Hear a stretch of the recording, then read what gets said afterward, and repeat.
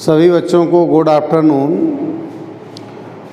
जैसा कि हमने आप लोगों को मैसेज भी कर दिया था ग्रुप पर कि आज लाइव क्लास आपकी होगी उसी समय पर, लेकिन आज यहाँ नेटवर्क प्रॉब्लम आ गई है। बहुत देर से वेट भी कर रहे थे, शायद अब ठीक हो जाए, लेकिन नेटवर्क प्रॉब्लम पता किया तो ये बताया गया कि संभवतः शाम तक आ पाएगा। तो ऐसी स्थिति में आप लोगों की लाइव क्लास नहीं चल पा रही है, तो इसलिए हम आप लोगों को एक वीडियो उपलब्ध करा देंगे, ठीक है। अब कल आप लोगों का 7वां चैप्टर कंप्लीट हो गया था और बता भी दिया था कल नया चैप्टर घर्षण शुरू करेंगे। तो ये चैप्टर नंबर 8 है, घर्षण, और इसमें पहली हेडिंग घर्षण अथवा घर्षण बल। क्या होता है घर्षण? घर्षण का मतलब रगड़ने से है, ठीक है। तो जब कोई एक वस्तु, डेफिनेशन पहले हम बता दें, जब कोई एक वस्तु किसी दूसरी वस्तु की सतह पर गति करती है, जैसे हम एक वस्तु ये मान लें, एक वस्तु ये मान लें, अब इसकी सतह या तल यही तो है, यही तो सरफेस है।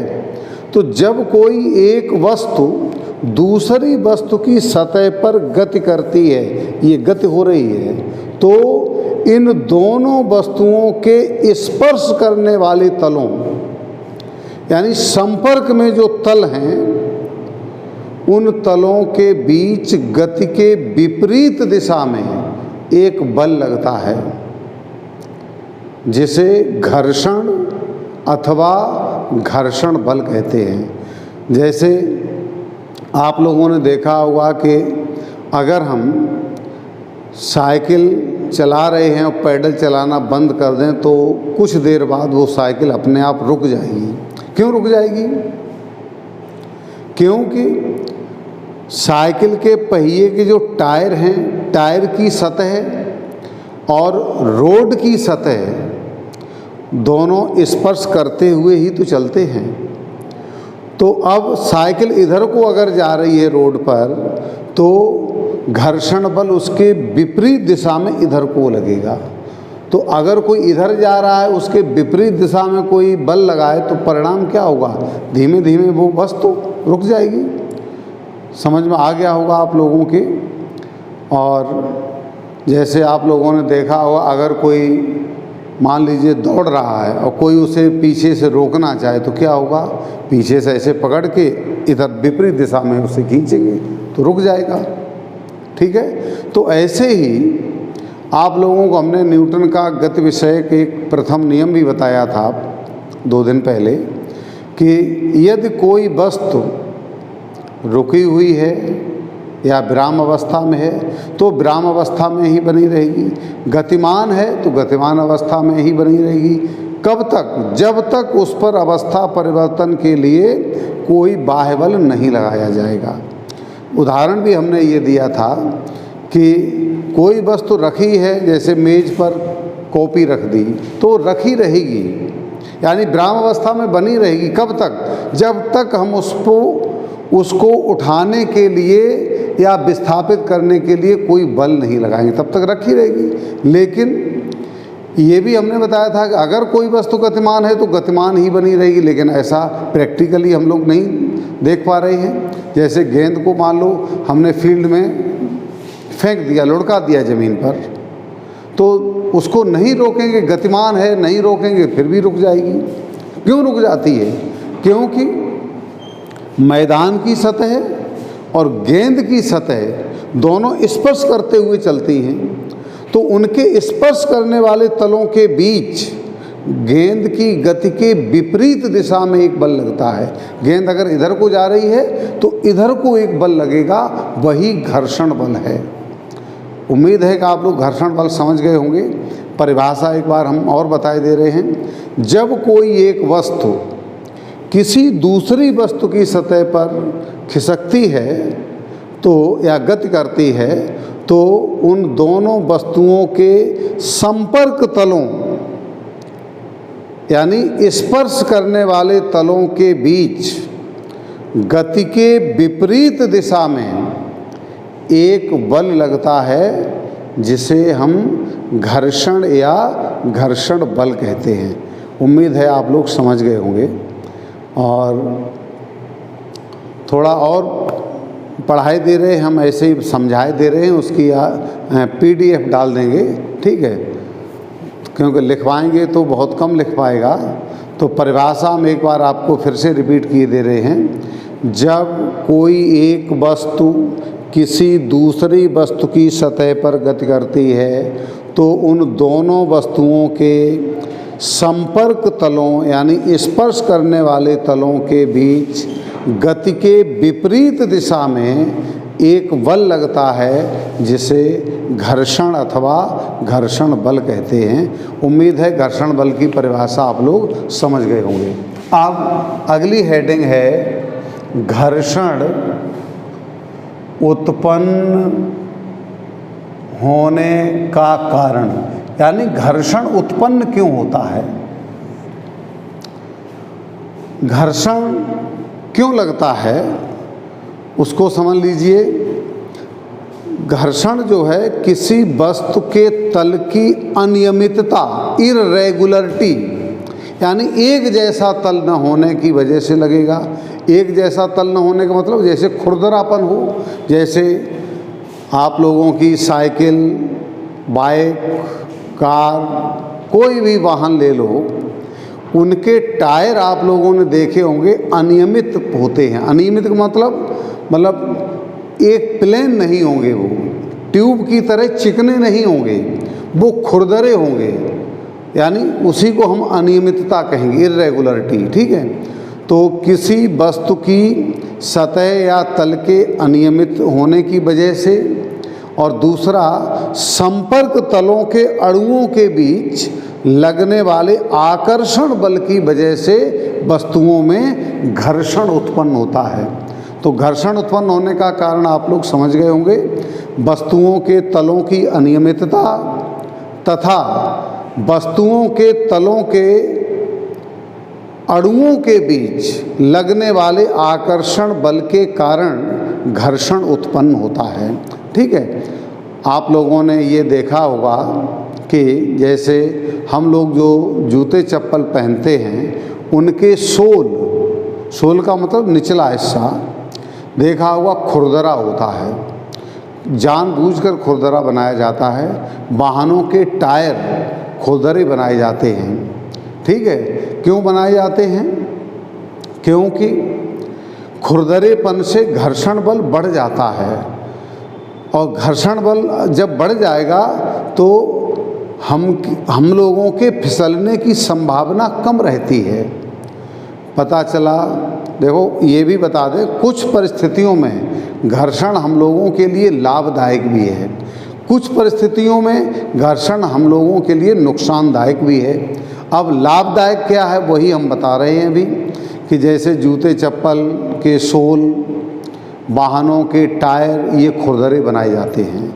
क्योंकि अगर ये मान लीजिए गीली सतह पर चलेंगे, गति करेंगे, तो क्या होगा, हम लोगों के फिसलने की संभावना कम रहेगी, और फिसल जाएंगे तो क्या होगा, हम लोगों को हानि होगी, हाथ पैर कुछ भी टूट सकता है। आप लोगों ने देखा होगा कि जैसे कुछ लोगों के जूते चप्पल जैसे पुराने हो गए, सोल उनका चिकना पड़ गया घिसते घिसते, और वो बाथरूम में गए, देखा होगा कि बाथरूम में बहुत से लोग गिर जाते हैं, कहीं कमर टूट जाती, कहीं हाथ पैर टूट जाते हैं। तो ये घर्षण यहाँ पर ज़्यादा होना लाभदायक है, समझ गए। इसीलिए जूते चप्पल के सोल जो है खुरदरे बनाए जाते हैं। खुरदरेपन से क्या होता है, घर्षण बल बढ़ जाता है, और जब घर्षण बल बढ़ जाएगा तो गिरने की या फिसलने की संभावना ना के बराबर हो जाती है, समझ गए। और आप लोगों ने देखा होगा जैसे घरों में सीढ़ियाँ होती हैं, जैसे मेन गेट पर सीढ़ियाँ हैं, ठीक है, ऊंचाई पर थोड़ा मकान है और सड़क तक सीढ़ी बना दी है चढ़ने उतरने के लिए, तो देखा होगा उस पर खुरदरे टाइल भी लोग लगवा देते हैं। खुरदरे टाइल क्यों लगवाते, चिकने क्यों नहीं लगवाते? खुरदरे लगाने से घर्षण बल बढ़ जाएगा, तो सीढ़ी पर चढ़ते समय उतरते समय हम लोगों के फिसलने की संभावना बहुत कम हो जाएगी। ठीक है, तो ऐसी स्थिति में घर्षण का ज़्यादा होना हम लोगों के लिए लाभदायक है। आप लोगों ने ट्रेन की सीढ़ियाँ, बस में भी सीढ़ियाँ होती हैं जहाँ से एंट्री होती है, देखा होगा अंदर फर्श जो फ्लोर होता है उस पर भी आप लोगों ने देखा होगा ऐसे उभरे हुए प्लस जैसे चिन्ह थोड़ी थोड़ी दूरी पर बने होते हैं। तो वो क्यों बने होते हैं? क्योंकि ये खुरदरे होते हैं, ऊपर उठे हुए होते हैं, तो इनसे घर्षण बल बढ़ जाता है। तो बस में या ट्रेन में उतरते समय चढ़ते समय हम लोगों के फिसलने की संभावना कम हो जाती है। तो यहाँ घर्षण बढ़ाने के लिए खुरदरापन बढ़ा दिया जाता है। ठीक है, इतना आप लोग समझ गए होंगे। इसके बाद अब घर्षण का ज़्यादा होना हम लोगों के लिए कहीं कहीं पर नुकसानदायक भी है, हानिकारक भी है। वो कैसे? जैसे आप लोगों ने देखा होगा कि जैसे साइकिल कभी बहुत टाइट चलने लगती है। क्यों चलने लगती है? क्योंकि उसके पहियों में या तो तेल नहीं डाला जाता या ग्रीस नहीं लगाई जाती है। आप लोगों ने देखा होगा कि जब साइकिल बहुत भारी चलने लगती है तो उसकी चेन में भी तेल डाल देते या ग्रीस लगा देते हैं, और उसके पहिए जहाँ छर्रे वगैरह होते हैं वहाँ ऑयल डाल देते हैं। तो चिकनेपन से क्या होता है? घर्षण बल घट जाता है। जब चिकनापन हो जाएगा चेन में और उसके पहियों में तो क्या होगा? घर्षण बल कम हो जाएगा। जब घर्षण कम होगा तो गति का विरोध कम होगा। परिणाम क्या होगा? वो साइकिल हल्की चलने लगेगी, यानी हमको उस साइकिल को चलाने के लिए बल कम लगाना पड़ेगा। ठीक है, तो यहाँ पर घर्षण, किसी वाहन में घर्षण का कम होना लाभदायक है। और वैसे हम लोगों के डेली यूज में जूते चप्पल जो पहनते हैं वो खुरदरे पहनते हैं, क्योंकि यहाँ घर्षण बढ़ाने की आवश्यकता है। ठीक है, आप लोगों ने देखा होगा जैसे बाइक की सर्विस होती है या कार की सर्विस होती है या जो भी हैं वाहन, उनकी सर्विस होती है, तो सर्विस में क्या करते हैं? इंजन का ऑयल भी तो चेंज करते हैं। क्यों? क्योंकि चलते चलते क्या होता है, इंजन में जो ऑयल डाला जाता है, मोबिल ऑयल जिसे बोलते हैं, गाढ़ा भी होता है चिकना भी होता है, तो वो धीमे धीमे पुर्जे आपस में रगड़ रगड़ के उसको काला कर देते हैं। यानी उसकी लुब्रिकेटिंग पावर जो है, स्नेहक क्षमता यानी चिकनेपन की जो क्षमता है वो कम हो जाती है। और चिकनापन जितना ज़्यादा होगा उतना ही इंजन ज़्यादा दिनों तक सुरक्षित रहेगा, उसके पुर्जे कम घिसेंगे। इसलिए मोबिल ऑयल डाला जाता है इंजन में। ये आप लोग समझ गए होंगे। यानी वहाँ पर इंजन में पुर्जों के बीच घर्षण बल घटाने के लिए मोबिल ऑयल का यूज किया जाता है। ठीक है, इतना आप लोग समझ गए होंगे।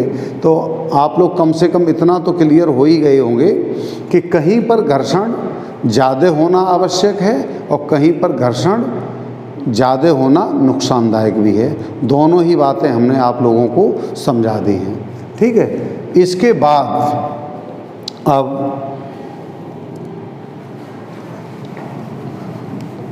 घर्षण के कुछ नियम भी हैं, वो देखिए। घर्षण के नियम, लॉज ऑफ फ्रिक्शन। ठीक है, घर्षण के नियम क्या हैं?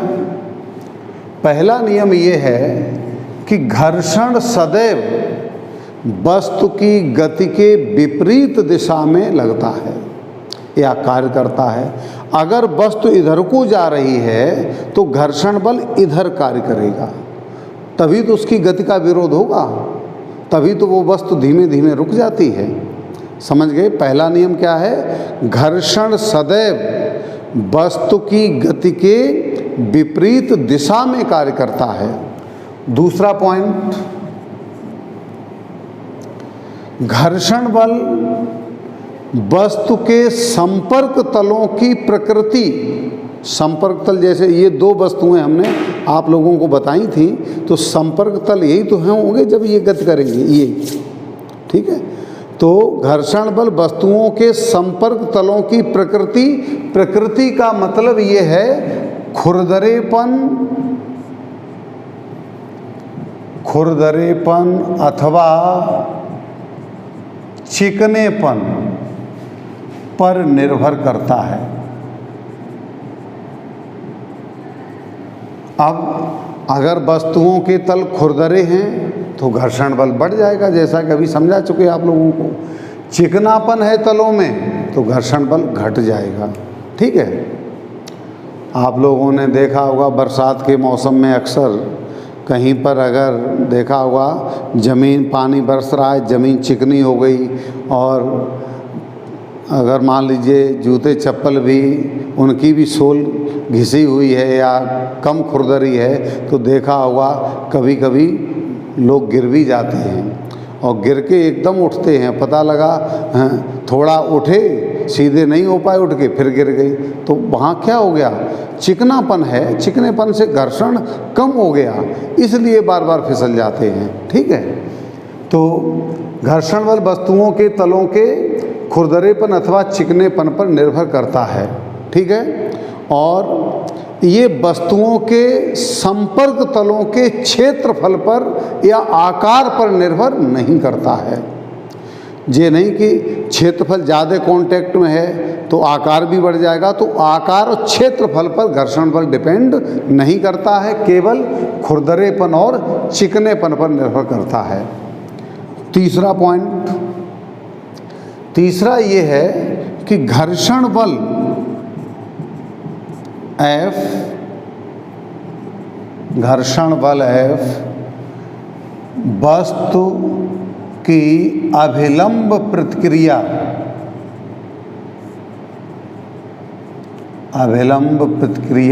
R के समानुपाती होता है। ठीक है, अर्थात F प्रोपोर्शनल कैपिटल R। बल, घर्षण बल F हो गया, अविलंब प्रतिक्रिया को रिएक्शन बोलते हैं इंग्लिश में, इसलिए R ले लिया है। तो घर्षण बल F वस्तु की अविलंब प्रतिक्रिया R के समानुपाती हो गया। और प्रोपोर्शनल का चिन्ह जब हम लोग हटाते हैं तो मालूम होगा कोई कांस्टेंट आता है, ये कांस्टेंट यहाँ निश्चित है म्यू, जहाँ म्यू ऐसे ये घर्षण गुणांक होगा। ठीक है, ये घर्षण गुणांक कहलाता है। तो इतना आप लोग समझ गए घर्षण क्या होता है। जब कोई एक वस्तु किसी दूसरी वस्तु की सतह पर या संपर्क तलों को स्पर्श करते हुए गति करती है तो वस्तु की गति के विपरीत दिशा में एक बल लगता है जिसे हम घर्षण या घर्षण बल कहते हैं। ठीक है, घर्षण उत्पन्न होने का कारण क्या है, क्यों उत्पन्न होता है? घर्षण वस्तुओं के संपर्क तलों की अनियमितता यानी खुरदरेपन के कारण उत्पन्न होगा। और दूसरा कारण वस्तुओं के संपर्क तल के अणुओं के बीच, तलों के अणुओं के बीच लगने वाले आकर्षण बल के कारण उत्पन्न होता है। आकर्षण बल है तो भी तो वो गति का विरोध करेगा। अब इसके बाद आप लोगों को बताया घर्षण के नियम। पहला नियम, घर्षण बल सदैव वस्तु की गति के विपरीत दिशा में कार्य करता है। अगर वस्तु इधर जा रही तो घर्षण बल इधर कार्य करेगा। ठीक है। दूसरा पॉइंट, घर्षण बल वस्तुओं के संपर्क तलों या स्पर्श करने वाले तलों की प्रकृति अर्थात खुरदरेपन अथवा चिकनेपन पर निर्भर करता है और ये वस्तुओं के संपर्क तलों के आकार अथवा क्षेत्रफल पर निर्भर नहीं करता है। ठीक है, ये नहीं कि क्षेत्रफल या आकार बड़ा है तो ज़्यादा घर्षण बल लगे, कम है तो कम लगे, ऐसा नहीं है। ठीक है। और तीसरा नियम, घर्षण बल वस्तु की अविलंब प्रतिक्रिया R के समानुपाती है। अब अविलंब प्रतिक्रिया क्या है उसको समझ लीजिए। ये कोई वस्तु है, ठीक है, अब ये इसका मध्य बिंदु है, मान लीजिए मध्य बिंदु के लिए ये विकर्ण हमने मिला दिए, जहाँ पर ये काट रहा है वही मध्य बिंदु हो गया। तो एक बल इधर कार्य करेगा और एक बल इधर कार्य करेगा, तो ये जो बल है वो इसके समानुपाती हो गया। ये अभिलंब प्रतिक्रिया है, लंबवत है तल के, ठीक है। जैसे ये वस्तु है तो ये अभिलंब प्रतिक्रिया हो गई आपकी, ठीक है। और इधर वस्तु का भार हो जाएगा F बराबर mg, जैसे W बराबर mg आप लोगों ने पढ़ा होगा, और F और ये R एक दूसरे के समानुपाती होंगे, ठीक है। इतना आप लोग समझ गए होंगे। इसके बाद अब हैं घर्षण के प्रकार। घर्षण के प्रकार, घर्षण के प्रकार देखिए, घर्षण 3 प्रकार के हैं। एक गतिक घर्षण, दूसरा स्थैतिक घर्षण और तीसरा सीमांत घर्षण, ठीक है। बहुत छोटा चैप्टर है ये 3 प्रकार के घर्षण होते हैं। गतिक घर्षण, गतिज भी कह सकते हैं, दूसरा स्थैतिक घर्षण है और तीसरा सीमांत घर्षण है। गतिक घर्षण क्या है, चलो अलग ही लिखे दे रहे हैं। गतिक घर्षण काइनेटिक फ्रिक्शन। गतिक घर्षण में क्या है उसको समझिए। गतिमान अवस्था में, गतिक का मतलब गतिमान, गतिमान अवस्था में दो वस्तुओं के संपर्क तलों या स्पर्श करने वाले तलों के बीच लगने वाले घर्षण को हम गतिक घर्षण एफ के कहते हैं। के का मतलब ये फ्रिक्शन का ये एफ हो गया, काइनेटिक का के ले लिया, तो गतिक घर्षण का संकेत एफ के हो गया। परिभाषा बहुत सरल है और स्थैतिक की भी ऐसे ही है। गतिक घर्षण है तो क्या है, गतिमान अवस्था में वस्तुओं के स्पर्श करने वाले तलों यानी संपर्क तलों के बीच लगने वाले घर्षण को हम गतिक घर्षण एफ के कहते हैं। और फिर नई लाइन से लिखेंगे, आप लोगों को नहीं लिखना है अभी, हम पीडीएफ भेज देंगे। गतिक घर्षण एफ के वस्तु की अभिलंब प्रतिक्रिया आर के समानुपाती होती है, जैसा कि अभी हमने घर्षण बताया था। और जब प्रोपोर्शनल का चिन्ह हटाएंगे तो कांस्टेंट म्यू के, वहाँ क्या आया था एफ बराबर म्यू आर, यहाँ गतिक है तो के लगा दिया। जहाँ म्यू के गतिक घर्षण गुणांक, ठीक है। इसके बाद नंबर आता स्थैतिक घर्षण गुणांक का। स्थैतिक घर्षण गुणांक नहीं, इसकी English static, static friction. Static या स्थैतिक का मतलब स्थिर, इसका मतलब गतिमान अवस्था में था, तो बिल्कुल इसी प्रकार से परिभाषा है, बस वहाँ गतिमान की जगह स्थिर अवस्था कर देंगे। स्थिर अवस्था में दो वस्तुओं के संपर्क तलों के बीच लगने वाले घर्षण को हम स्थैतिक घर्षण एफ एस कहते हैं। एफ फ्रिक्शन का हो गया, स्टैटिक का एस हो गया, ठीक है। और स्थैतिक घर्षण एफ एस भी अविलंब प्रतिक्रिया आर के समानुपाती यानी इसकी तरह होता है। और इसके बाद एफ एस बराबर म्यू एस आर, ये वहाँ म्यू के था, यहाँ म्यू एस हो गया। जहाँ म्यू एस स्थैतिक घर्षण गुणांक, ठीक है, ये हो गया। अब तीसरा नंबर आपका सीमांत घर्षण। सीमांत घर्षण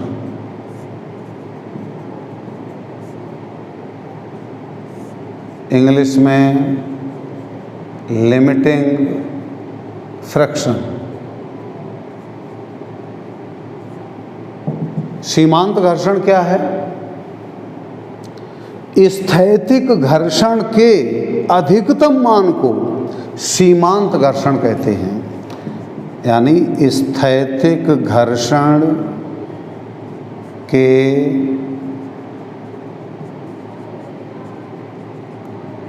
अधिकतम मान को सीमांत घर्षण Fs या Fs मैक्सिमम कहते हैं। समझ गए होंगे, यानी ये भी एक प्रकार से सीमांत घर्षण ही है, ठीक है। और इसका जो अधिकतम मान है वो सीमांत घर्षण कहलाएगा। और इसके भी नियम हैं घर्षण के नियमों की तरह। सीमांत घर्षण वस्तु की अविलंब प्रतिक्रिया, सीमांत घर्षण वस्तु की अविलंब प्रतिक्रिया R के समानुपाती होता है, यानी Fs प्रोपोर्शनल R, यानी बिल्कुल इसी प्रकार से Fs बराबर μSR, ठीक है। इसके बाद दूसरा पॉइंट है सीमांत घर्षण वस्तुओं के संपर्क तलों की प्रकृति अर्थात उनके खुरदरेपन अथवा चिकनेपन पर निर्भर करता है, ठीक है। और ये वस्तुओं के संपर्क तलों के आकार अथवा क्षेत्रफल पर निर्भर नहीं करता है, ठीक है। इतना आप लोग समझ गए होंगे। ये वही नियम है जो घर्षण के हमने शुरू में बताए थे यहाँ पर, ठीक है, वही नियम है। और इसके बाद तीसरा नियम ये है कि सीमांत घर्षण बल वस्तुओं के संपर्क तलों के स्पर्श रेखी होता है या उसके समांतर होता है, और इसकी जो दिशा है वो सदैव वस्तु के चलने की दिशा के विपरीत होती है, ठीक है, या उस तरफ दिशा होगी जिस तरफ वस्तु चलने के लिए प्रेरित होती है। समझ गए होंगे आप लोग। जैसे मान लीजिए कि ये कोई वस्तु है, तो ये संपर्क तल है, वस्तु का भी तल, ये मान लीजिए किसी फर्श पर कहीं पर रखा है, तो इधर घर्षण बल होगा, उसके समांतर होगा या स्पर्श रेखी होगा। सीमांत घर्षण बल वस्तुओं के संपर्क तलों के स्पर्श रेखी अथवा समांतर होता है तथा इसकी दिशा सदैव ऐसी होती है। कौन है? बुलाओ। हाँ, एक मिनट थोड़ा। हाँ,